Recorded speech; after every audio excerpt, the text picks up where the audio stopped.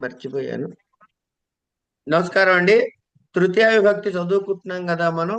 ఈ తృతీయ విభక్తి ఒక రోజులో పూర్తి కావాలి. 3 రోజులు అయింది ఇప్పటికి. ఇది 3వ రోజు కనుక గబగబా చెప్పేసుకుందాం ఒక్కసారి.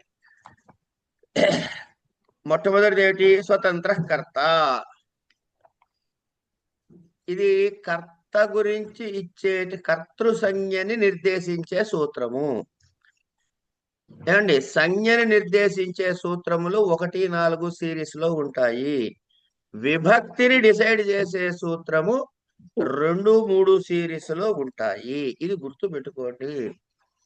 ఏమండి, వీలైనంత మటుకు మీరు సూత్ర వ్యాఖ్య రాయాల్సి వస్తే యథాతథంగా సూత్రము రాయాలి. ముందు ఏ మొహమాట పడక్కర్లేదు దానికి. స్వతంత్ర కర్త అని, తర్వాత పదచ్ఛేదము అని ఏం చేస్తారు? ఆ 2 రాస్తారు. ఏమని? స్వతంత్ర కామ కర్త అని పదచ్ఛేదము అయిపోయిందండి. తర్వాత క్రియాయాం స్వాతంత్రేణ వివక్షితోర్థ కర్త స్యాత్. ఇది మీరు రాయలేరు, గుర్తుండదు కాబట్టి చాలా మందికి. కొంతమందికి ఉంటే సంతోషంగా రాయండి, ఏం మొహమాట పడక్కర్లేదు, వస్తే రాసేయండి. కానీ రాకపోతే కంగారు, అయ్యో నాకు రాలేదు అనుకోవద్దు. అప్పుడు ఏం చేస్తారు? క్రియాయాం స్వాతంత్రేణ వివక్షితోర్థ కర్త స్యాత్. క్రియాయాం క్రియయందు స్వాతంత్రేణ స్వతంత్రముతో, స్వాతంత్రేణ త్రిభక్తి కదా, తెలుగులో అవుతుంది. స్వాతంత్రముతో వివక్షిత అర్థ, వివక్షితమైన అర్థము కర్త స్యాత్, కర్త అనుసంజ్ఞ కలిగిన అవుతుంది. అయిన తర్వాత ఏం రాస్తారు? ఇక్కడికి అయిపోయింది సూత్రం. స్వాతంత్ర్యం అంటే ఏమిటో రాసేయండి. స్వాతంత్ర్యం అనగా ప్రాధాన్యము అని అర్థము. దీనికి ఉదాహరణ రామ. ఏమండి, గురుగారు, స్వాతంత్ర్యముకి ప్రాధాన్యము లాగా ఈ వివక్షింపబడుతుంది అంటే ఆ నిమిషంలో ఈ వివక్షింపబడుతుంది గుర్తు రాకపోతే ఆల్టర్నేటివ్ టర్మ్ ఏదైనా ఉందా? వివక్ష అంటే ఏమిటో చెప్పండి ఫస్ట్. వివక్ష చూపించడం అంటే మన మామూలుగా ఎవరి పట్లన్నా డిఫరెంట్ గా ఆగండి. బిహేవ్ చెప్పడం చెప్పడం తెలుసుకున్నాడు అది చెప్పడం. వివక్ష అంటే వక్తృరిచ్చా వివక్ష అంటే మాట్లాడేవాడి ఉద్దేశములో ఎవడు ప్రధానమో వాడు అని అర్థం. అర్థమైందండి? వివిక్ష అంటే మీరు అన్నది అనమాట. మీరు ఏదైతే అన్నారో ఇందాక, ఓకే, అది వివిక్ష. అది వివిక్ష. సో ఇప్పుడు దీనికి మనము మీరు ఇచ్చిన సెంటెన్స్ క్రియయందు అంటే క్రియలో ఏది ప్రాధాన్యంగా చెప్పబడుతుందో అనొచ్చా? ప్రాధాన్యముగా అనుకుంటాము అనండి. Okay okay. అంటే జస్ట్ ఇన్ కేస్ అండి, అది కాదమ్మా, నా మాట వినండి. వివక్ష అంటే ఏం చెప్పాను? చెప్పు, వాడు ఇప్పుడే చెప్పాగా, చెప్పదలుచుకున్నది. వివక్ష అన్నానా? వివక్ష, వక్త యొక్క ఇచ్చ, వక్తృ ఇచ్చ, వివక్ష. అది కదా దాని అర్థం. మీకు వివక్ష గుర్తురాతే ఏం రాస్తారు? క్రియయందు ప్రాధాన్యముగా. అవన్నీ వదిలేసేయండి, ఈ వివక్ష ఒకటి చెప్పండి. వివక్ష గుర్తురాలేదు, ఏం రాస్తారు ఇప్పుడు? వక్త ఏది చెప్పదలుచుకున్నాడో. అంతే అంతే. వక్త దృష్టిలో ఏది ప్రధానమో.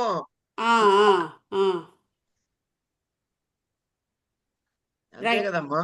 అవును, ఇప్పుడు కొంచెం ప్రశాంతంగా ఉంది. కానీ మీకు సీక్రెట్ చేత ఎవరికి చెప్పకండి. ఈవిడేగా కృష్ణవేణి గారని అడిగారు ఈ ప్రశ్న. అవునవును, కృష్ణవేణి. ఆవిడ మాత్రం వివక్ష అనే రాస్తారు, మర్చిపోకండి ఆ విషయం. కావాలంటే పరిసరాల నుంచి బయటకు వచ్చాక మనం అడుగుదాం. ఇంత డిస్కషన్ అయ్యాక ఆవిడ అదే రాస్తారు. అదే కనుక ఇంకా ఏం ఎవరికో డౌట్ లింక్ అది వదిలేద్దాం, అక్కడికి అయిపోయింది. ఇంకా నెక్స్ట్కి వెళ్ళిపోదాం. ముందు స్వతంత్రకర్త అయిపోయింది, స్వతంత్రకర్త అయిపోయిందిగా. అయిపోయింది. ఉమ్. అక్కడ ఉదాహరణ చెప్పాలి అర్థం చెప్పేశాక. అక్కడ ఉదాహరణ మీకు గ్రంథంలో ఏమన్నా ఇచ్చాడా? ఇచ్చాడుగా పాచకః పచతి అని. ఎక్కడిచ్చాడు? టెక్స్ట్ లో ఇచ్చాడు, టెక్స్ట్ బుక్ లో ఇచ్చాడు. ఏ టెక్స్ట్ బుక్ లో? అదే ఇది మన ఆచార్య అకాడమిక్ బుక్ లోనండి. నీలకంఠం గారు.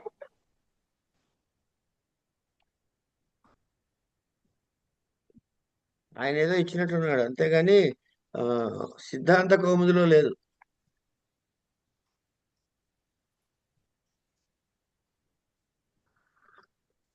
ఇక్కడ సరే, పాచకః పాచకః పచతి. ఆ, పచతి ఉండండి. ఇప్పుడు పచతి కదా, ఉమ్, ఆ, అనభిహితే అని చెప్పావా? చెప్పారు. అంటే యాక్చువల్ గా ఈ అనభిహితే అనేది ఇక్కడ వచ్చింది కదా, మీకు ఇక్కడ చెప్పా కదా. కారణం ఏంటంటే నేను తృతీయ విభక్తి కొంచెం తేలిగ్గా ఉంటుంది కాబట్టి ముందు తృతీయ చెప్పుకుని తర్వాత వెనక్కి వెళ్దాం అన్నాం కదా. ఉమ్. ప్రాతిపదిక చెప్పాను, తర్వాత అదే ప్రథమ చెప్పుకున్నాము, తర్వాత తృతీయ కొంచెం మధ్యలో ద్వితీయ వదిలేసాను, చాలా పెద్దది, తర్వాత చెప్పుకుందాం అని. ఈ అనభిహితే అనే సూత్రం అక్కడ చెప్తాడు మనకి. కనుక అక్కడికి మళ్ళీ వెనక్కి వెళ్ళినప్పుడు అప్పుడు చెప్పుకుందాం, అక్కడ కంగారు పడకండి. ప్రకృత్యాదిభ్య ఉపసంఖ్యానం అది కూడా చెప్పేసుకున్నాం. ఇది వార్తికం.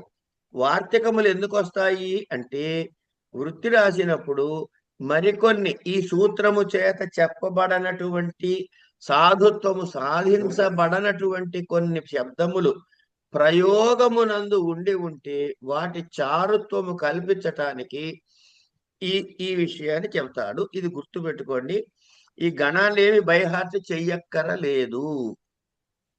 గణాల పేర్లు, గణాల్లో ఉండే అంకెలు ఏవి మీకొద్దు. ప్రకృత్యా చారువత్యా చాలు. పుస్తకంలో ఏ ఉదాహరణ ఇచ్చాడో అంతవరకు రాస్తే చాలు. ఇక గణముల దగ్గరికి వచ్చేటప్పటికి ఇంకొక మాట చెప్పాలి గణాల గురించి. అది చెప్పేసి ముందుకెళ్ళిపోదాం. గణము అన్నాం కదా, గణము అంటే ఏమిటి? గ్రూప్. ఒక గ్రూప్ ఆఫ్ ఇక్కడ ఈ కాంటెక్స్ట్ లో గ్రూప్ ఆఫ్ ధాతువులు, group of words, group of words. కనుక అందులో ఎన్ని ఉండొచ్చు? ఎన్నైనా ఉండొచ్చు. కానీ ఎన్నున్నాయి అని ఎట్ట తెలుస్తుంది? చదువుకుంటే పుస్తకం చూస్తే తెలుస్తుంది. గుణపాఠం చూస్తే తెలుస్తుంది. అదేంటమ్మా అంత ఆలోచించారు దానికి? పుస్తకం చూస్తే తెలుస్తుంది. జోక్ కాదు, నిజం. ఏమండి, ప్రాదయ అన్నాడు. ప్రాదులు ఎన్నయ్యి అంటే 22. 22 గణం చూసాం కాబట్టి తెలిసింది. ఈ గణాల పక్కన కొన్ని గణాలకి పాణిని రాశారు. ఏమని? ఆకృతి గణ అని రాస్తారు. ఇవేం రాసుకోక్కర్లే, గుర్తుపెట్టుకుని వదిలేసేవి. ఆకృతి గణ అంటే మీకు ఆ గణములో ఇచ్చిన 5, 10, 15, 100 పేర్లు కాకుండా అలాంటి లక్షణాలు ఉన్నటువంటి, అలాంటి సామ్యం ఉన్నటువంటి ఇతర పదములు కూడా కలుస్తాయి అని సూచించటానికి. ఓకే. సో ఆకృతి గణము అంటే అది క్లోజ్డ్ టీవీ కాదు. ఇంకా ఇట్ కెన్ బి యాడెడ్. ఇంకేమైనా జాయిన్ చేసుకోవచ్చు, యాడ్ చేసుకోవచ్చు. ఆ ఆకృతిలో ఉన్నవి అవేమిటి, అవి ఎలా యాడ్ చేస్తారు, ఏమేమి యాడ్ చేశారు అనే రీసెర్చ్ చెయ్యక్కర్లేదు, చెయ్యొద్దు కూడా. ఓకే. అది ఆకృతి గణం అని తెలిస్తే వదిలేసేయండి.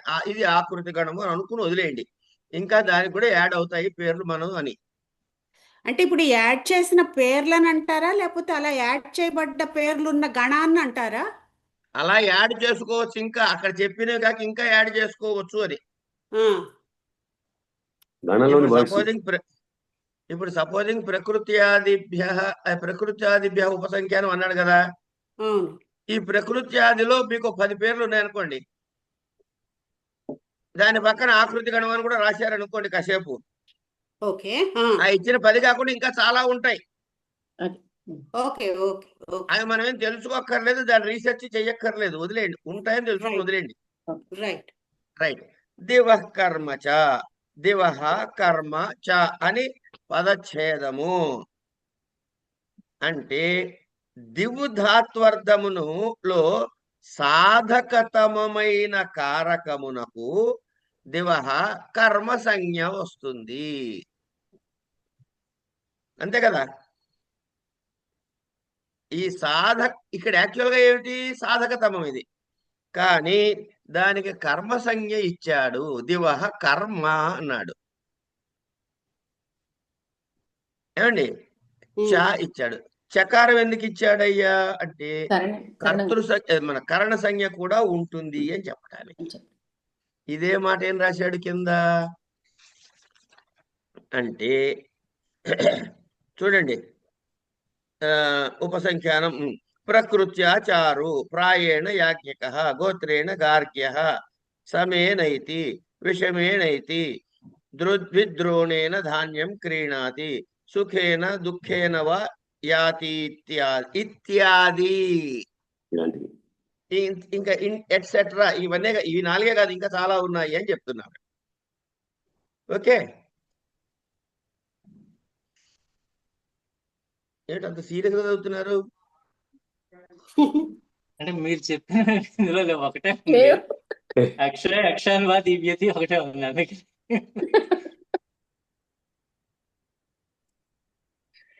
ఏముందండి? అక్షాన్ వా దివ్యతి, అదొకటే ఉదాహరణ ఉంది ఇందులో. సారీ, క్షమించాలి, నేను పైన కర్తృకరణీయోస్తృతీయ దగ్గర పైన ప్రకృత్యాదిభ్య ఉపసంఖ్యానం చెప్పేసా పొరపాటున.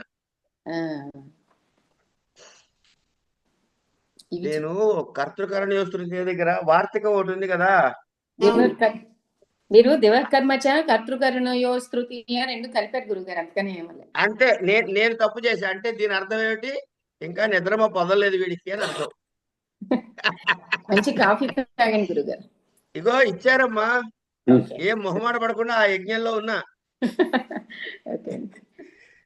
ఏమ్మా సరే, ఇక్కడ ఏమిచ్చాడు, దివః కర్మచాలో కర్మ సంజ్ఞ కూడా కలిగినది.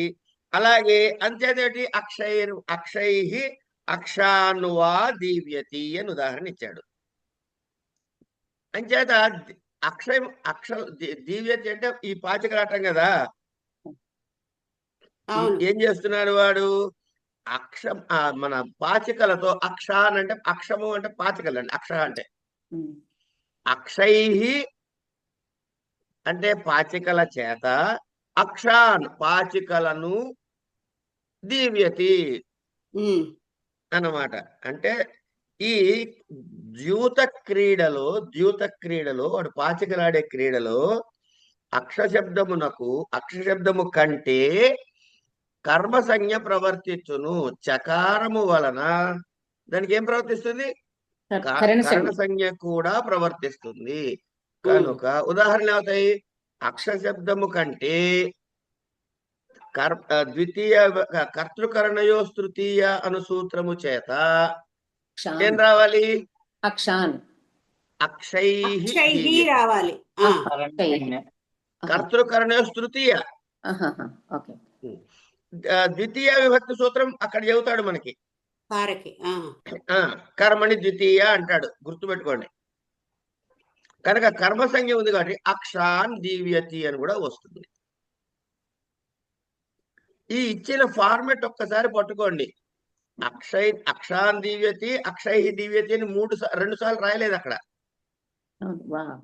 అక్షై అక్షాన్ వా దీవ్యతి అన్నాడు. అంటే ఆ 2 బ్రాకెట్లో ఏదైతే సార్దట్ వాడుకుని వాక్యం పూర్తి చేసుకోవాలి మనం. ఓకే, అంటే దివ్ ధాతువునకు క్రీడ అని అర్థం అండి. ఈ అర్థంలో చాలా ప్రకృష్టమైన ఉపకారకాలు ఏమిటి అంటే అక్షరాలు, అంటే పాచికలు. వాటికి కర్మ సంజ్ఞ వస్తుంది, అప్పుడు ద్వితీయ విభక్తి వస్తుంది. కరణ సంజ్ఞ వస్తే తృతీయ విభక్తి వస్తుంది. అయిపోయింది. అపవర్గే తృతీయ, ముందుకెళ్దాం పట్టండి. అపవర్గే తృతీయ. ఇక్కడ ఏమన్నాడు? ఈ అపవర్గే తృతీయ నెంబర్ చెప్పండి. 2.319 క్రియ అపవర్గ విభక్తి. వృత్తి చూడండి. అపవర్గ, మీకు అపవర్గ అంటే ఏంటో తెలుసా? తెలియదు కదా. నిన్న చెప్పారు. చెప్పాను నిన్న నేను. చెప్పండి కదా, ఇప్పుడు చెప్పండి. నిన్న ఫలప్రాప్తి. చెప్పలేదు, చూసి అనుకుని చెప్పండి. ఫలప్రాప్తి. ఫలప్రాప్తి అని చెప్పారు. అలా కాదు, మనకి అపవర్గ శబ్దానికి తెలియదు అనుకుందాం కాసేపు. ఓకే. వృత్తి చదువుదాం. అలాగే. అపవర్గ ఫలప్రాప్తి తస్యాం జ్యోత్యాయాం, అంటే ఫలప్రాప్తిని సూచించేది. అది ద్యోతకమైనప్పుడు అయిన తర్వాత. ఇది కూడా మళ్ళీ ఒకసారి చెప్తున్నా. ఇక్కడ ఈ కర్మ సంజ్ఞ ఎట్లా తెలియదు? ఈ కాలాధ్వనో అత్యంత సంయోగే తృతీయ స్యాత్ అన్నాడు.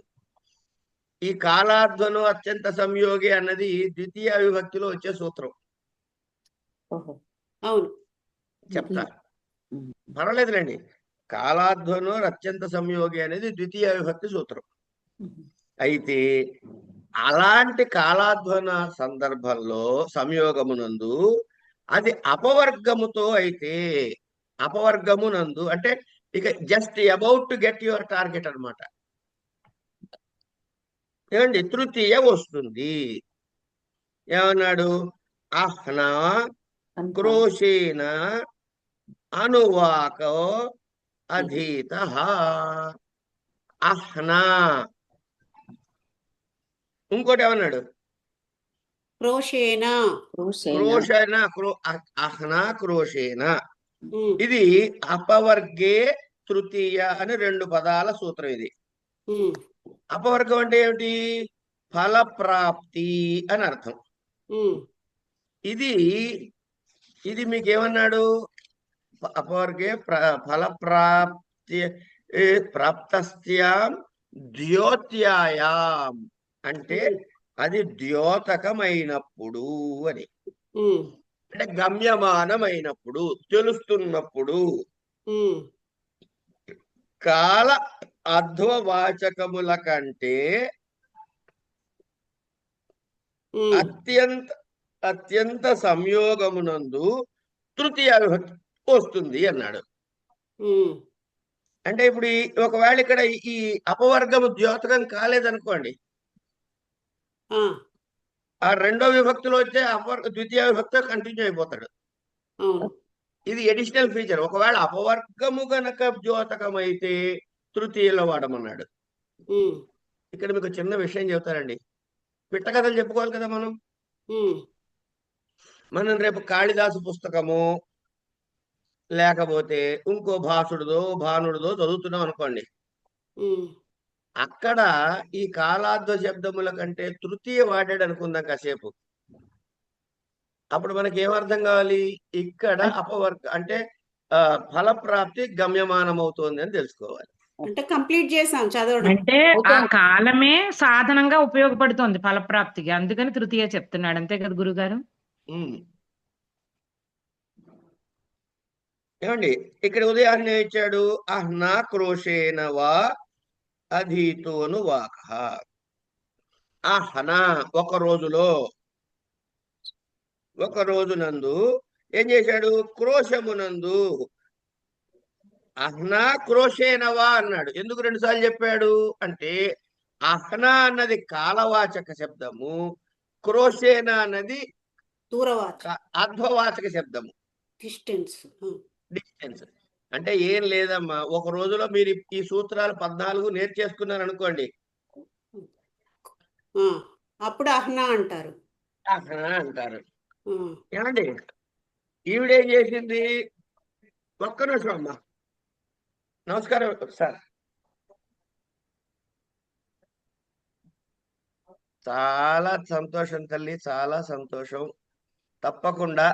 ఎక్కడ? బెంగళూరులోనే ఉన్నారా?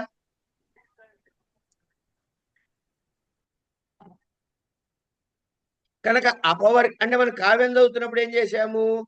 అక్కడ అహ్నా అన్నాడు. లేకపోతే ఏమండి ద్వితీయ వాడా తృతీయ వాడాని బట్టి అది ఫలప్రాప్తి జరుగుతుందా జరగట్లేదా అనే విచక్షణ మనం చేసుకునేందుకు తెలియడానికి ఈ వ్యాకరణం అవసరం అవుతుంది. అట్లా అయిన తర్వాత అహన అంటే కాలానికి, అధ్వ అంటే మార్గము, క్రోశేన ఏం చేశాడు వాడు, ఆ పాఠం వచ్చేసింది. తృతీయ విభక్తి సూత్రాలు ఎప్పుడొచ్చాయి వాళ్ళకి అంటే అహన లేకపోతే క్రోశేన. అట్లా ఏమండి, ఒక రోజులో ఒక క్రోశము నిరంతరము అధ్యయనము చేయటం చేత ఆ అనువాకాన్ని వాడు గ్రహించాడనమాట. అయిపోయింది. ఇక కాలవాచకానికి అహను, అర్ధవాచకానికి క్రోశ శబ్దాలు కంటే తృతీయ విభక్తి వచ్చింది. అపవర్గమునందే తృతీయ విధించడం చేత ఏమండి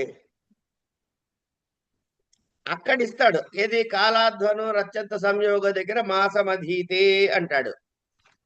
అంటే 4 రోజులు చదువుకున్నాడు అని, 4 రోజుల వాడు చదువుకున్నాడు అని. అక్కడ ఫలప్రాప్తి చెప్పలే, వాడు నేర్చుకుంటాడు అంతే, వచ్చి ఉండొచ్చు రాకపోయి ఉండొచ్చు. అదన్నమాట. తర్వాత సహయుక్తే చ ప్రధానే, సహార్థేన యుక్తే అప్రధానే తృతీయ స్యాత్. పుత్రేణ సహాగతః పితా, కొడుకుతో కలిసి తండ్రి వచ్చాడు. ఇక్కడ ప్రధానుడు ఎవడు, కొడుకు కాదు తండ్రి. అప్రధానుడు ఎవడు, కొడుకు. కొడుకు.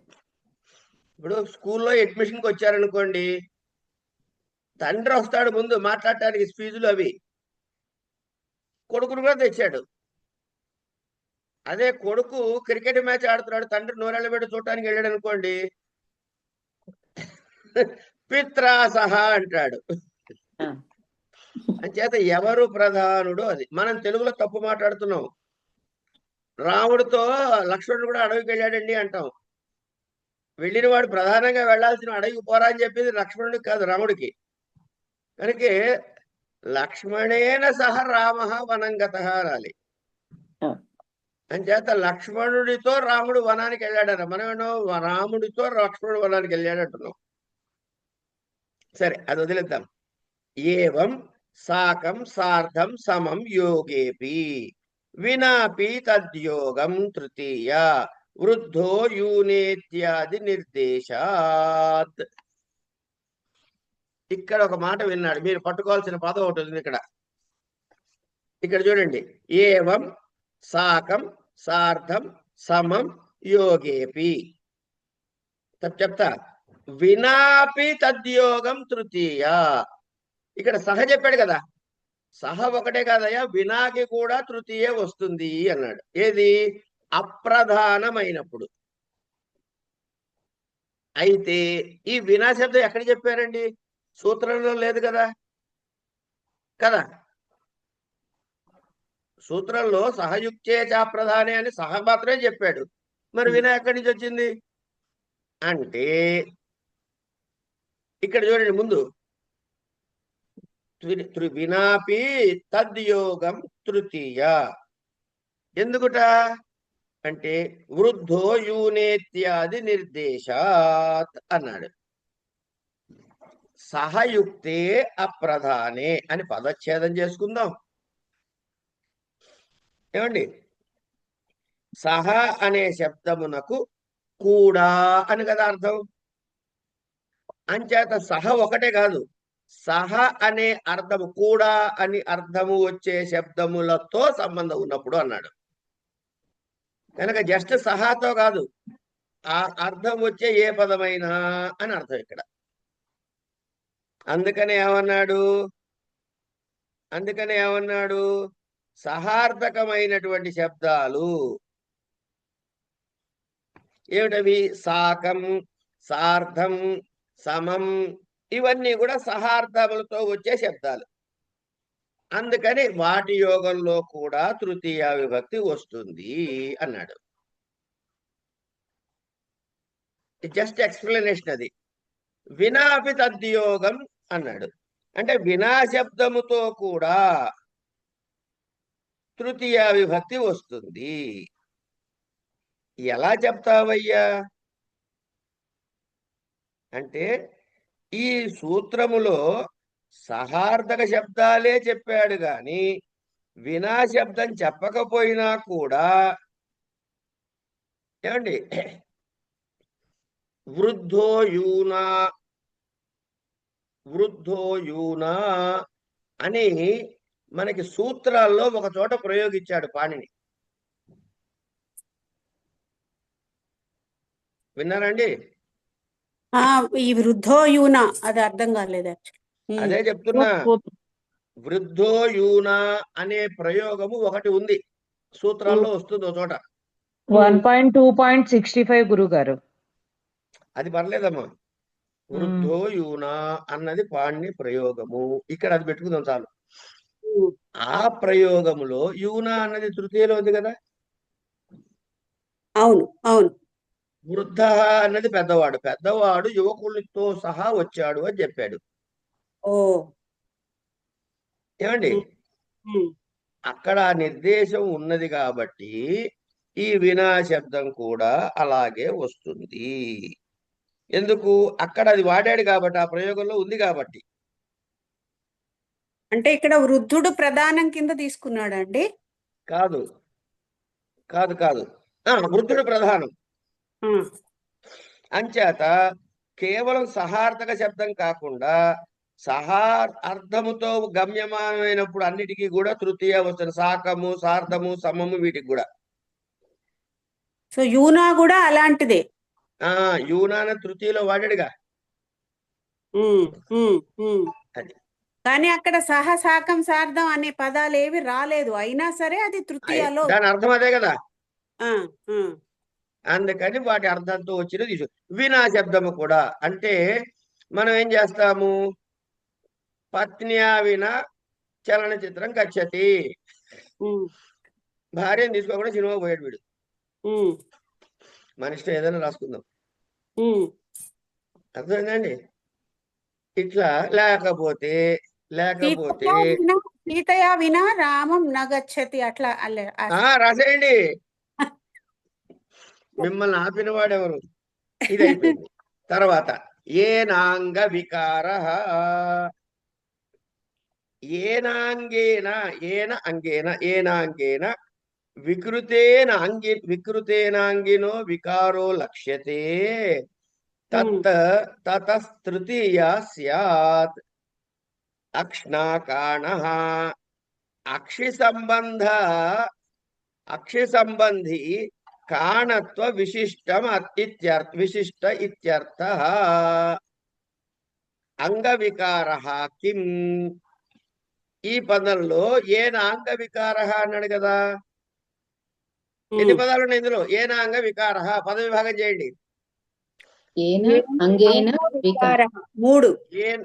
ఏనాంగేన వికారః, ఏన అంగ వికారః, ఏనాంగ వికారః కదా. ఏన అంగ వికారః. ఇందులో ఎన్ని దళాలు ఉన్నాయి? రెండు. అంగ వికారః కిం అన్నాడు. అక్షి కాణమస్య అని దానికి ఉదాహరణ చెప్పాడు. అంటే అంగవికార అనే శబ్దము లేకపోతే అక్షి కాణమస్య అనేటి ఉదాహరణగా ఇచ్చాడు. ఎందుకు ఇచ్చాడో చూద్దాం. ఏ అంగము చేత అంటే అవయవము చేత వికృతమైన అంగికి వికృతత్వం వచ్చిందో అంటే వికారము కలిగినదో, అవయవి అయినటువంటి శరీరానికి వికారము తెలియబడుతుందో, ఆ అంగవాచక శబ్దము కంటే తృతీయ విభక్తి వస్తుంది. అక్ష్ణాకాణః. అక్ష్ణాకాణః అంటే కంటి చేత గుడ్డివాడు. అక్షి వికారము వలన అంటే ఆ కన్ను సరిగ్గా లేకపోవడం వల్ల గుడ్డితనం వచ్చింది వాడు. అంచేత ఇందులో దేని వల్ల వాడికి గుడ్డితనం వచ్చింది? కాణతో ఎందుకు వచ్చింది? బధిరతో ఎందుకు వచ్చింది? పంగుతో ఎందుకు వచ్చింది? అంటే ఒక పలానా అంగం ద్వారా వచ్చింది అని చెబుతాం. అలా వచ్చిందా అని చెప్పేదానికి ఆ దానికి తృతీయ వస్తుంది కనుక అక్ష్ణ అయింది. అక్షి శబ్దము కంటే తృతీయ విభక్తి వచ్చి అక్ష్ణ అను రూపం ఏర్పడినది. ఏమండి? ఇది హిందీలో వాడతారు గురుగారు. హిందీలో వాడతారు ఏదండి? గురుగారికి. హిందీలో ఆ, ఆంఖోं से अंधा है అంతే అది ఇది సంస్కృతంలో అలా వాళ్ళు తీసేసుకున్నారు. వచ్చేసింది అది.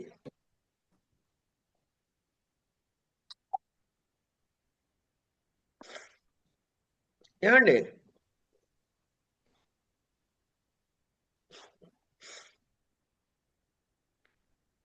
వీడు గుడ్డివాడు ఎందుకయ్యా? ఇప్పుడు నా 2 ప్రయోగాలు జాగ్రత్తగా వినండి. నేను తెలుగులో చెబుతా.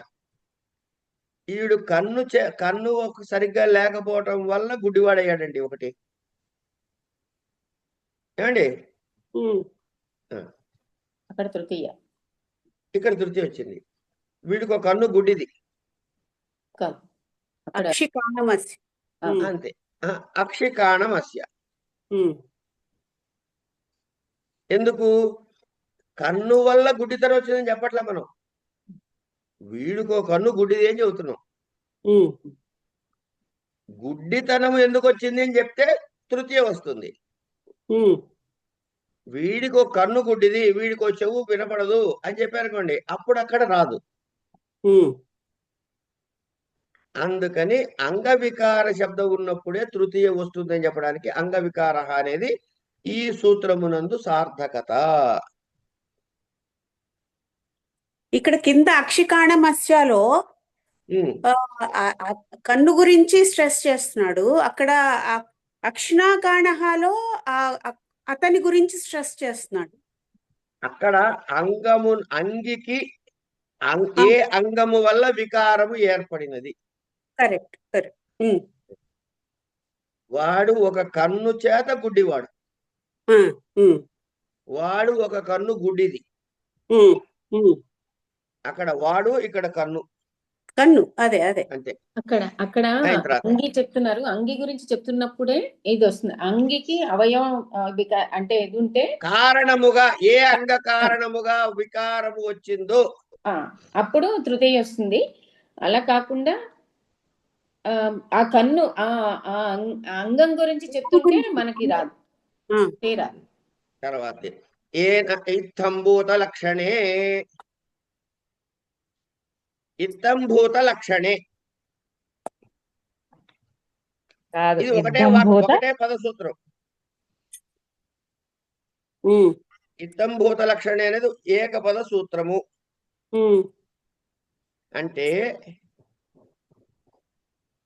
ఏదైనా ఒక ఇత్తంభూత, ఇత్తంభూత లక్షణే కాదు, ఇత్తంభూత లక్షణే అన్నమాట. ఏమిటది? ఏదైనా ఒకానొక ప్రకారము చేత, ప్రకారము అంటే ధర్మము చేత వాడి లక్షణం ఏదైతే ఉందో శబ్దము, దానికి తృతీయ వస్తుంది. లక్షణము అంటే ఏంటంటే మనకి జ్ఞాపకం చేసేది. ఇప్పుడు మీరు రోడ్డు మీద వెళ్తున్నారనుకోండి కాసేపు, లేకపోతే ఏ గుడికో వెళ్ళారనుకుందాం కాసేపు, అక్కడ ఆ గుడికి ఒక పెద్ద మనిషి వచ్చాడు. ఆయన ఫుల్గా జడలు కట్టేసుకుని విభూది రాసేసుకుని పెద్ద బొట్టు పెట్టేసుకుని అక్కడికి వచ్చి దండం పెడుతున్నాడు అనుకోండి ఆ దేవుడి దగ్గర. మీరేమంటారు? ఆయన ఎవరో మంచి తపస్వి అండి, వచ్చాడు గుడికి వాళ్ళ మేము వెళ్ళినప్పుడు అని పక్క వాళ్ళు చెప్తారా చెప్పరా? అవును. ఆయన తపస్విని అని చెప్పాడు మీకు వచ్చి. రూపం చూసి లక్షణం చూసి చెప్పాం మనం. అదే సూత్రం. ఏ తంభూత లక్షణే అంచేత ఆయన తపస్వి అని మీరు ఏం చూసి చెప్పారు? ఆయన జడలు చూసి చెప్పారు. జటం. ఆయన జడలు కట్టేసిన తలకాయని చూసి ఈయన మంచి గొప్ప తపస్వి, తపస్సు చేసుకునేవాడు అనుకున్నారా లేదా? అవును అవును. దేని చేత చెప్పారు? జటం చూసి చెప్పాం. జటకి తృతీయ విభక్తి ఏమిటి? జటాభి. జటలు, జటాభిహి. ప్లూరల్. బహువచనం కాబట్టి జటభిహి. జటాభిహి. జటాభిహి. ఏమండి? అయిన తర్వాత జటాభిహి అయిన తర్వాత ఆయన ఏమని డిసైడ్ చేశారు మీరు? తాపసః. అంతే కదండి మీరు డిసైడ్ చేసింది గుళ్ళో. అవును, అవును. కలిపి చెప్పండి. జటాభిస్తాపసః. తాపసః. ఉదాహరణ చూడండి ఇప్పుడు పుస్తకంలో. అదే అండి. అదేంటండి మీరు రాశారా పాణిని రాశాడా ఈ వ్యాకరణం? మీరు చెప్పించారు గురుగారు. జటాభిస్తాపసః అంటే ఏమైంది? ఈ తాపసత్వము అంటే ఒక తపస్సు చేసుకునే వాడి యొక్క ధర్మం ఏమిటయ్యా అని జ్ఞాపకం చేయండి. జటలు ఉన్నది కాబట్టి అన్నాం కనుక ఈ జటాభిస్తాపసః అన్నది ఏమైంది? జట శబ్దము కంటే తృతీయ విభక్తి వచ్చింది. అంటే తాపసుడి యొక్క లక్షణం ఏమిటిరా నాయన అంటే జడలు కట్టిపోయి ఉంటాడు అని మీకు తెలుసు అనుకోండి కాసేపు. కనుక ఈయన జడలు కట్టాడు కాబట్టి జటాభిస్తాపసః అన్నారు. అంటే జటల చేత తాపసత్వం తెలియబడుతుంది. కరెక్ట్. ఇక్కడ నేనేం వాడాను? తాపసత్వం అన్నా. త్వము వాడినప్పుడు దాన్ని ఏమనాలి? మర్చిపోయాం. త్వం తాపసత్వం అనాలి మహోదయ. అన్నాను నేను, అదే అన్నాను. అంటే ఏమిటి అనాలి అని అడిగాను నేను. ధర్మం. జాతి. జాతి. జాతి. జాతి. గోవు గోత్వము, మనిషి మనుష్యత్వము, మానవ మానవత్వము, జాతి తెలుసు. ఘట ఘటత్వము, పట పటత్వము. త్వము కాకుండా ఇంకేం వాడచ్చు? తా. Very good. అంతే అండి. కనుక ఈ తాపసత్వము ఈ జటల చేత తెలియబడుతోంది. జ్ఞాపకం మీకు స్ఫురిస్తోంది జ్ఞాపకం చేయటం అంటే. కనుక దీనికి జటాభిస్థాపన అంటే ఇత్తం భూత లక్షణే. జట జ్ఞాప్య తాపసత్వ విశిష్ట ఇత్యర్థ అన్నమాట. జటల చేత తాపసత్వమును జ్ఞాపకము చేసేది అనేటటువంటి అర్థము. సంజ్ఞోన్యతరస్యాం కర్మణి. సంజ్ఞో అన్యతరస్యాం కర్మణి. సంజ్ఞో అన్యతరస్యాం కర్మణి సంపూర్వస్య జానాదేః కర్మణి తృతీయా వా స్యాత్. అంటే ఇది తృతీయ విభక్తిలో చెప్పుకుంటున్నాం మనం.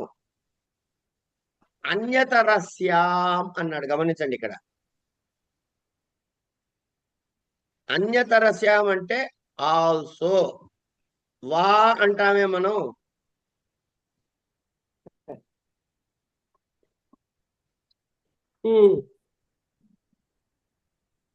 వా అంటాం చూడండి.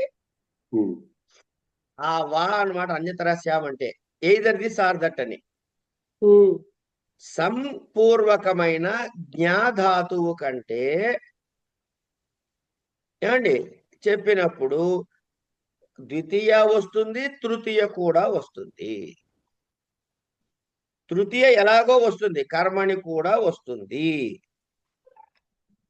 గురుగారు, ఇప్పుడు ఈ విభక్తులు అనేవి ప్రాతిపదికలకి నామవాచకాలకే ఉంటాయి. ధాతువులకు కూడా విభక్తులు ఉంటాయా? ధాతువులకు విభక్తులు ఉంటాయా? పురుషులు ఉంటాయి. ఉత్తమ పురుష, మధ్యమ పురుష.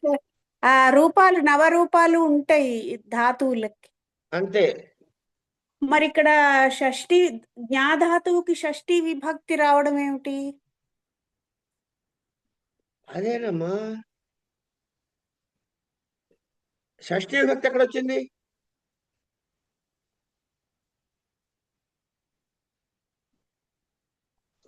ఎక్కడొచ్చింది షష్ఠీ విభక్తి? ఇక్కడ ఇచ్చాడు కదా, సంపూర్వక జ్ఞాధాతువు షష్ఠీ విభక్తి ఏకవచనంలో సంజ్ఞ అని ఏర్పడుతుంది అని. మళ్ళీ చెప్పండి. సంపూర్వక జ్ఞా ధాతువు షష్ఠీ విభక్తి ఏకవచనమునందు సంజ్ఞ. అంటే ఆ ధాతు ద్వారా నామపదాలు కూడా చేస్తారు కదా.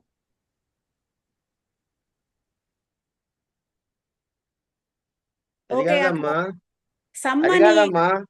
డుక్రుయీకరణే ఉందా లేదా? క్రూధాతు ఉందా లేదా? ఉందండి. క్రూధాతు నుంచే కదా కర్త అని వచ్చింది. అవును అవును అవును. కర్త అన్నది సుబంధ పదమా లేకపోతే క్రియాపదమా? కర్త సుబంతం. ఎక్కడి నుంచి వచ్చింది అది? క్రూ ధాతువు నుండి వచ్చింది. ఎలా వచ్చింది అంటే దానికి ఏదో కృత్ ప్రత్యయం చేరిస్తే వచ్చింది. ప్రత్యయం ఉపసర్గ యాడ్ అవుతే అప్పుడు అవి నామవాచక శబ్దాలుగా మారుతాయి. ఓకే, ఉపసర్గ చేరితే వచ్చేది క్రియాపదమే. క్రియాపదం. ఏమండి? సరేనండి.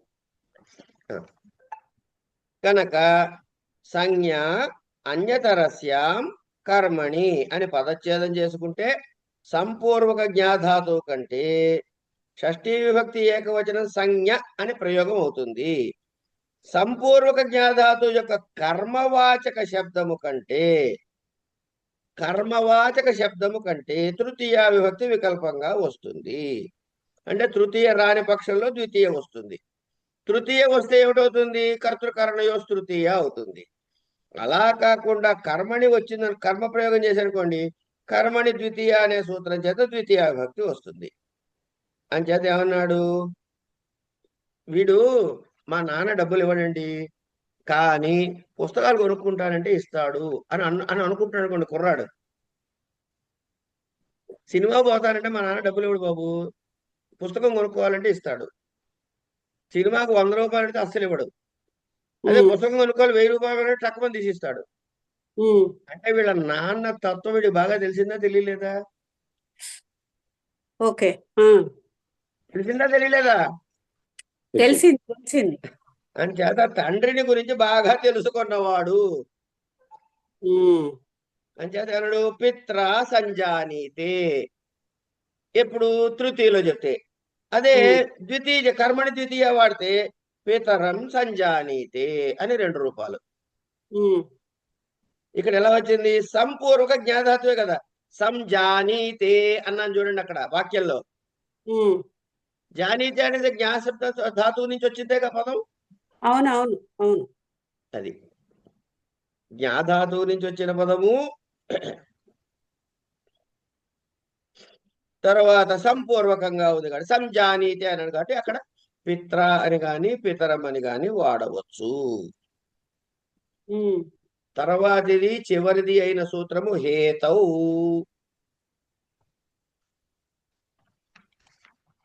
హేతౌ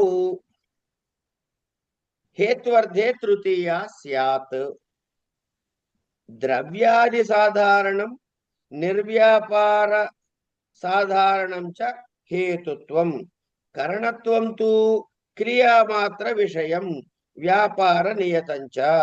దండేన ఘటః పుణ్యేన దృష్టో హరిః ఫలమపీహ హేతుః అధ్యయనేన వసతి. ఇవే కదా అక్కడ దాకా ఉన్నాయి. అంతేనండి, 3 ఎగ్జాంపుల్. తర్వాత 2 వార్తికాలు కూడా ఉంటాయి. అవి కూడా చూసేద్దాం ఏకంగా. గమ్యమానాపి క్రియాకారక విభక్తో ప్రయోజిక. అలం శ్రమేణ అనేది ఉదాహరణ. శ్రమేణ సాధ్యం నాస్తిత్యర్థః. ఇహ సాధన క్రియాయాం ప్రతిశ్రమః కరణం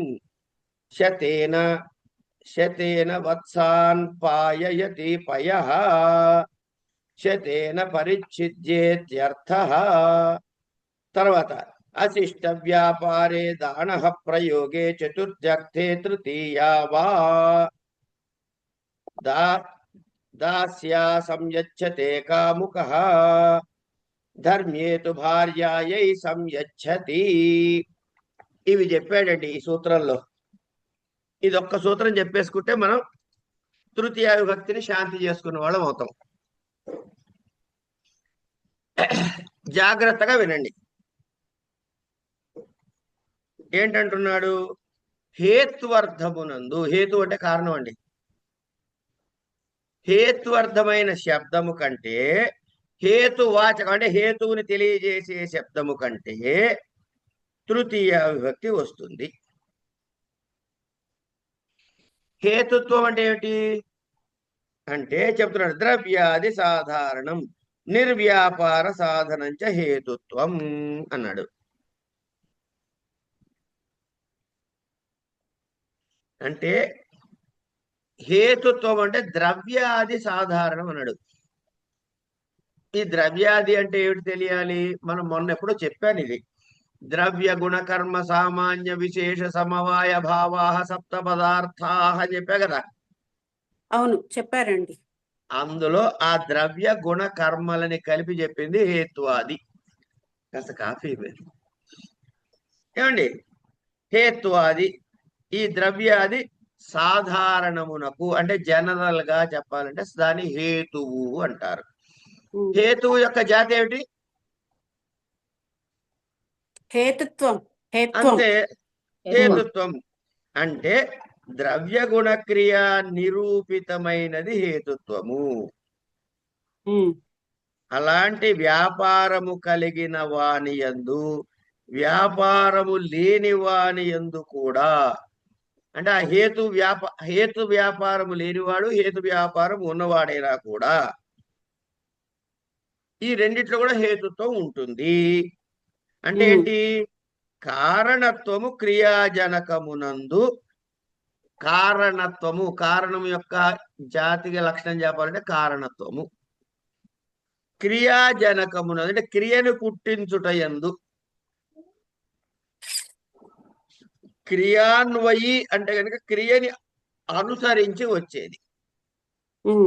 అంటే ఎట్లా? ఇప్పుడు మీరు కర్తృకరణయో తృతీయ అది కాదు అన్నారు, కర్తృకరణయో కాదు, స్వతంత్ర కర్త సాధకతమం కరణం అన్నారు. ఏది సాధకతమం? దేన్ని బట్టి చెప్తున్నారు? క్రియని బట్టి చెబుతున్నారు. అవును. కనుక క్రియని బట్టి ఏమండి కిం దదాతి అంటే ఏమిటి ఇస్తున్నాడు? క్రియతో అన్వయించి పుస్తకం దదాతి అన్నారు. కేన దదాతి క్రియని అన్వయించి హస్తేన దదాతి. ఇవన్నీ క్రియ అన్వయి అంటారు. క్రియని ఫాలో అయితే క్రియ అన్వయి అని. అదే క్రియని పుట్టించేదైతే క్రియాజనకము అంటారు. దీని మీద పెద్ద డిస్కషన్ ఉంది. క్రియాజనకమా ఈ ఈ కారకం అనేది క్రియాజనకమా క్రియాన్వయ అని పెద్ద గొడవలు ఉన్నాయి. ఫైనల్ గా క్రియాన్వయ అని తేలుస్తారు. అవి మనకి ప్రస్తుతానికి అప్రస్తుతం. ఏమండి, అంచేత కారణత్వమునందు క్రియాజనకత్వం ఉంటుంది. దాని యాక్టివిటీ అంటే వ్యాపారము అంటామే. వ్యాపారం అంటే ఆ ప్రాసెస్ అన్నమాట. దాని యందు ఏమండి కారణత్వం ఏది ఉంటుంది? క్రియా జనకములోనూ ఉంటుంది, దాని వ్యాపారమునందులో కూడా ఉంటుంది. దీన్నే హేతుత్వము లేక కారణత్వములకు భేదము అని చెప్పారు. కారణత్వమేమో క్రియా జనకమునందు ఉంటుంది. ఏమండి, దండేన ఘట అన్నారు. దండేన ఘట అదేంటి? దండేన ఘట ఏమిటి అంటే ఘటన చేయడానికి దండము హేతువు కాబట్టి. వస్తున్నా నన్ను చదువుకోనండి ఒకసారి పుస్తకం. ఘట రూప ద్రవ్యమునకు దండము హేతువు కావున హేతువాచక దండ శబ్దము కంటే తృతీయ విభక్తి వచ్చింది. ఇప్పుడు ఆ కుండ చెయ్యాలనుకోండి, చక్రం తిరగాల వద్దా? తిరగాలండి. ఇది దేంతో తిప్పుతారు? కర్రతో. అందుకని దండేన ఘట. తర్వాత ఆయన మొహం చూడండి ఎంత తేజస్తో ఉందో. ఒక ఆయన మీరు గుడిలోకి వెళ్ళారండి, అక్కడ ఒక ఆయన భలే వర్చస్సుతో ఉంటుంది మొహం. ఆయన చూస్తే మీరు ఏమనుకుంటారు, చూసారు ఆయన మొహం ఎంత వర్చస్సుందో అంటారా అనరా? అంటాను. తర్వాత చక్కగా ఇంత పెద్ద బొట్టు పెట్టుకుని పట్టు చీర కట్టుకుని హాయిగా వచ్చిన ఒక పసుపు కాళ్ళకి రాసుకుని వచ్చేది ఆవిడ చూడండి అమ్మవారిలా ఉంది అంటావా అనవా? అంటాను. ఇవన్నీ దేని వల్ల అన్నారు, ఏ కారణం వల్ల అన్నారు అంటే ఆయనకి ఆ వర్చస్సు ఎందుకు వచ్చింది అంటే పుణ్యము చేత వచ్చినది. పుణ్యేన బ్రహ్మవర్చసం.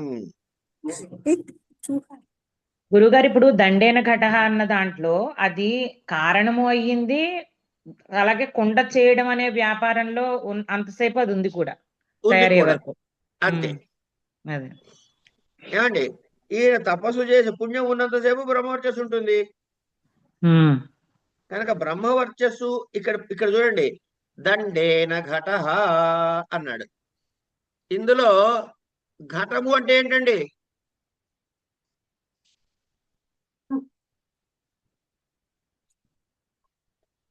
శిరీష, మహోదయ, ఘటము అంటే ఏమిటి? కుండ మహోదయ, ద్రవ్యం మహోదయ. అబ్బా నా బంగారు తల్లి, కరెక్ట్ గా చెప్పావు. అది ద్రవ్యానికి ఉదాహరణ. పుణ్యేన బ్రహ్మవర్చసం అంటే ఆయన కాదు, ఆ మనిషి కాదు, మనిషి యొక్క గుణము చెబుతున్నాడు. కనుక పుణ్యము చేత బ్రహ్మవర్చస్సు అనే గుణం ఎందుకు కలిగిందయ్యా? దానికి హేతు ఏమిటయ్యా అంటే పుణ్యం అనేది హేతువు. కనుక హేతువాచక శబ్దమైనటువంటి పుణ్యానికి పుణ్యము కంటే తృతీయ విభక్తి ప్రవర్తించింది. అట్లాగే పుణ్యేన దృష్టో హరి అన్నాడు.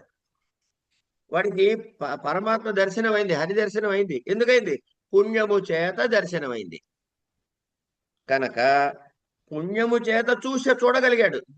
ద్రష్ట పుణ్యేన దృష్టో చూశాడు. ఏది? హరిని. అంచేత హరి దర్శనము రూపమైనటువంటి ఈ దర్శనము అనేది క్రియ, దానికి పుణ్యము. కనుక పుణ్యేన దృష్టో హరి అయిపోయింది. ఇట్లా మూడిటికి ఉదాహరణ ద్రవ్య గుణ కర్మలకు ఇచ్చాడు. ఇక సామాన్య విశేష సమవాయ భావాలు ఇవేవైతే ఉన్నాయో అవి వీటికి అన్వయించేవే. కనుక ప్రధానంగా ద్రవ్య గుణ కర్మలు చెప్పుకుంటాం అనమాట ఎక్కడైనా. ఇది అయిపోయింది. తర్వాత ఏమంటున్నాడు? గమ్యమానాపి క్రియాకారక విభక్తో ప్రయోజిక అని ఒక వార్తికాన్ని ఇచ్చాడు. గురుగారు ఫలాన్ని కూడా గమనించమన్నాడు హేతు శబ్దం నుంచి. అవును.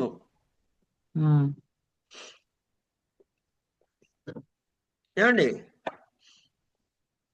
అంటే ఏంటి? అధ్యయనేన వసతి అన్నాడు. అధ్యయనేన వసతి అంటే ఏమిటది?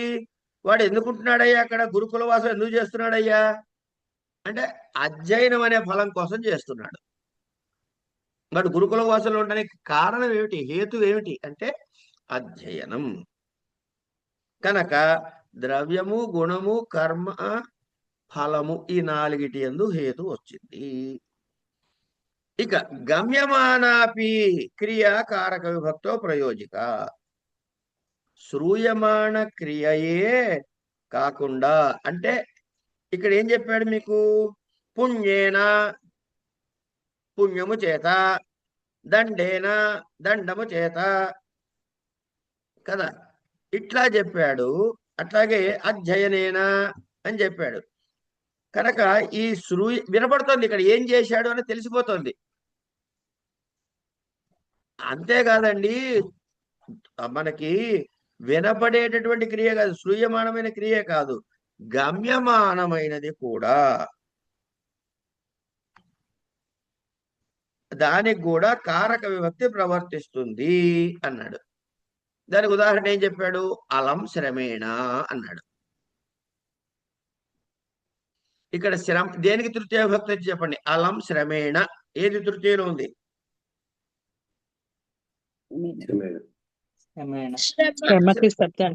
శ్రమ శబ్దానికి శ్రమేణ శ్రమేణ వచ్చింది.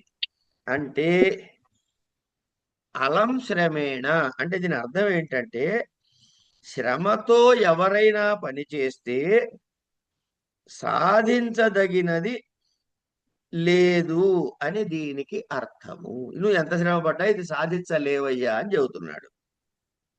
అంటే ఇక్కడ ఏమిటి అలం శ్రమేణ అంటే ఏమిటి సాధించలేవుట? అలం అంటే ఎందుకు ఆగమంటున్నాడు శ్రమని? ఎందుకు ఆపమంటున్నాడు శ్రమని? చాలరా నాయనా ఇంక నువ్వు కష్టపడేదాన్ని ఎందుకు? ఒక రాయి ఉందండి, ఓ బండరాయి ఉందండి, ఆ బండరాయిని తొయ్యాలి. నేను అలాంటి ముసలాడు ఎవడో తోస్తున్నాడు అనుకోండి, కాసేపు నేను తొయ్యలేను. కానీ ఏమన్నాడు? అలం శ్రమేణ, ఇంక మీరు వద్దురా నాయన ఆగండి అంటాడు. ఎందుకు ఆగమన్నాడు నన్ను? అంటే దాంతో ఆ పనిని సాధించలేము కాబట్టి అదే చెప్తున్నాడు ఇక్కడ, అలం శ్రమేణ. గురువు గారు ఇక్కడ శ్రమతో సాధించదగినది లేదు అని అర్థం. అంటే దగ అనేది అంటాం కదా మనం మామూలుగా తగనిది అంటే ఒక్క నిమిషం, పాజిటివ్ గా చెప్తాం కదా. ఒక్క నిమిషం తల్లి. సాధించ తగనిది అంటే చెయ్యకూడనిది అని అర్థం. ఓహో, చెయ్యాలి కానీ నువ్వు చేయలేవు అంటున్నాడు. ఓకే. అంటే ఇప్పుడు నువ్వు కష్టపడితే నువ్వు సాధించలేనిది లేదు అని చెప్తాం కదమ్మా. అది కాదు ఇక్కడ, ఇక్కడ అది కాదు. నేను బండరాయి ఉద్యోగం చెప్తున్నా కదమ్మా. ఓకే ఓ బండరాయి ఉంది, నేను తోస్తున్నాను, ఎట్లా కూడా తోసేద్దాం, రోడ్ గేట్ అడ్డంగా ఉందని. Okay okay. మా అబ్బాయో మనోడో వచ్చి నాన్న నువ్వు తోయలేవు, తాత నువ్వు తోయలేవు అన్నాడు. ఎందుకు తోయలేవు అన్నాడు నన్ను? అంటే అంత శ్రమ లేదు, ఇంకా అంత శ్రమ వద్దు, పడద్దు అని. అంటే అలం శ్రమేణ బుద్ధియా సాధయతు అని చెప్తున్నారు ఎవరో వచ్చి. అంతేనండి? అంతే. నువ్వు చేయలేవు, ఆ పని నువ్వు సాధించలేవు నాయన, ఇంకెందుకు ఆపే అని చెబుతున్నాడు ఇక్కడ. ఇనఫ్ అని. There is no purpose, you cannot achieve it. తెలుగులో నీతో అవదు అంటాం కదా, అంతే, నీతో కాదని. అదే అరే నువ్వు తెలియలేవురా బాబు, నీతో కాదురా అంటాం కదా. నీతో అనేది ఏ విభక్తిలో ఉంది?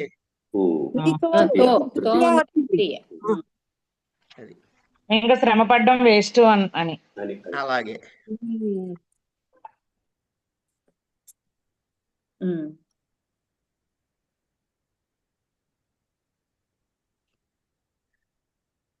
అలాగే ఏమండి, గమ్యమానాపి క్రియాకారక విభక్తౌ, క్రియాకారక విభక్తౌ.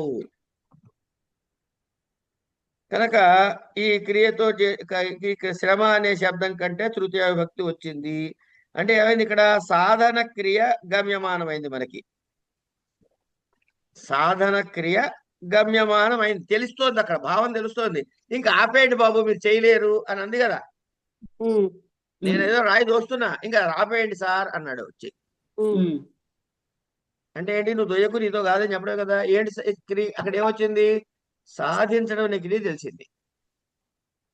అలాగే శతేన శతేన వత్సాన్ పాయయతి పయః. శతేన 100 గా విభజించి. ఏం లేదండి, వాడి దగ్గర బోలుడు ఆవులు దూడలు ఉన్నాయనుకోండి, అన్ని ఒకసారి వదలట్లే, 100గా విభజించి దూడలకి పాలు తాగిస్తున్నాడు. అంటే ఏమిటి? 100ని విడగొడుతున్నాడు. అక్కడ 1000 దూడలు ఉన్నాయంటే 100 చొప్పున 10 సార్లు తాగిస్తున్నాడు. అంటే ఏం చేస్తున్నాడు? ఉన్న వాటిని చిన్న చిన్న పీసెస్ గా అంటే బ్లాక్స్ గా విడగొట్టుకుంటున్నాడు, పరిచ్ఛేదం చేస్తున్నాడు.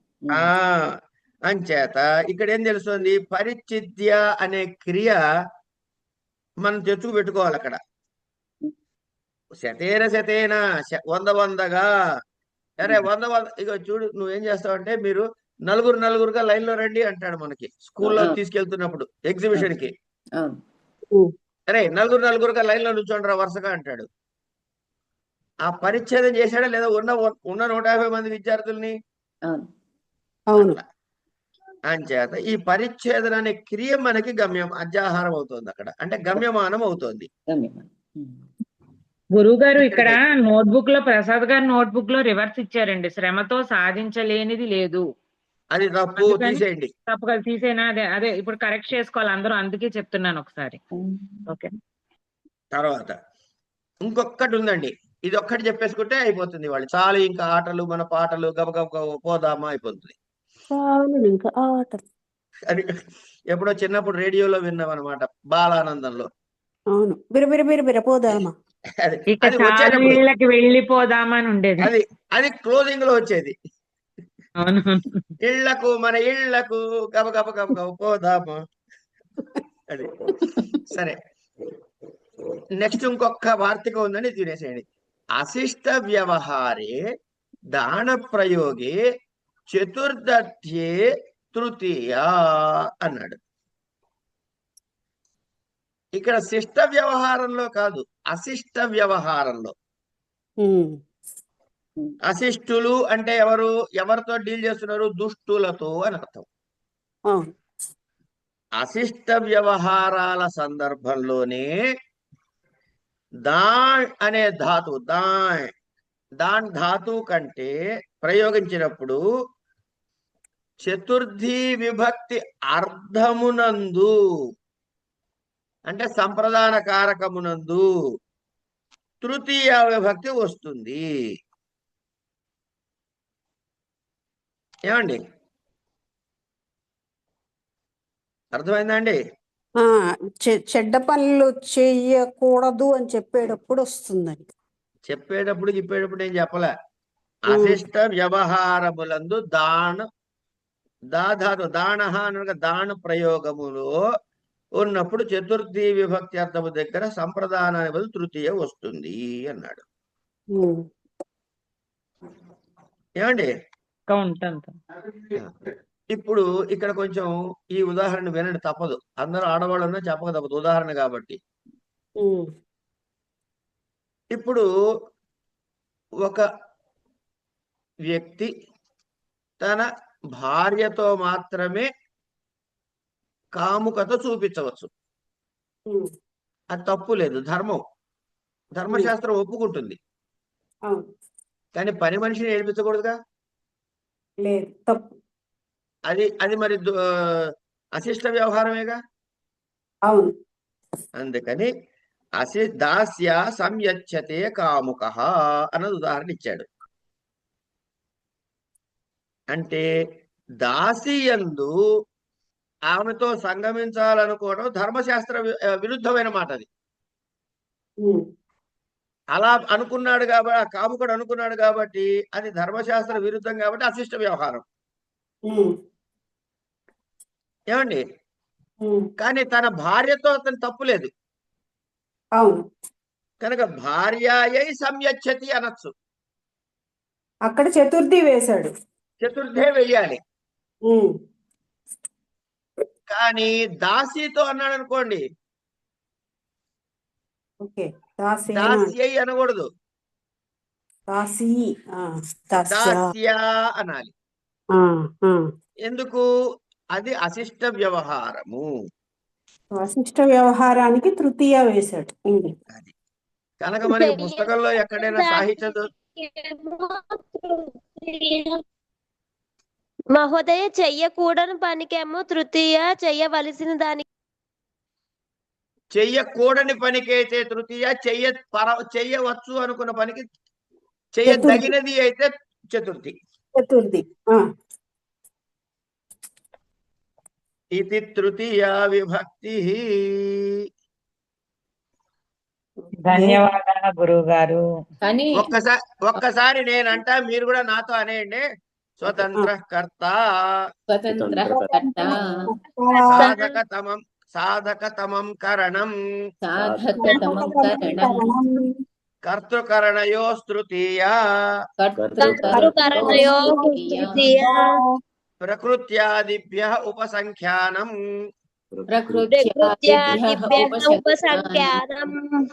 వార్తికం అన్నమాట. దివః కర్మ చ అపవర్గే తృతీయ अपवर्गे तृतीया సహయుక్తే అప్రధానే. सहयुक्ते प्रधाने నేను ఇక్కడ అప్రధానే అని విడగొట్టి చదివా గానీ యాక్చువల్ గా అక్కడ అప్రా చేసినప్పుడు సహయుక్తే ప్రధానే అనే చదవాలి. ఆ అనేటప్పుడే మనకి స్ఫురణలోకి రావాలి అక్కడ అకారం ఉన్నది అని. सहयुक्ते ఏనాంగ వికారః एनाङ्गविकारः ఇత్తం భూతలక్షణే. इत्थं इत्थं भूतलक्षणे भूतलक्षणे ఇత్తం భూతలక్షణే. इत्थं भूतलक्षणे ఇత్తం భూతలక్షణే. इत्थं भूतलक्षणे ఇత్తం భూత ఒక పార్ట్, లక్షణే ఒక పార్ట్. करेक्ट మీరేమన్నారు? ఇత్తం ఒక పార్ట్, భూత లక్షణే ఒక పార్ట్ చేస్తున్నారు. करेक्ट करेक्ट ఇత్తం భూత లక్షణే इत्थं इत्थं भूतलक्षणे సంయోన్యతరస్యాం కర్మణి संयोन्यतरस्यां कर्मणि హేతౌ.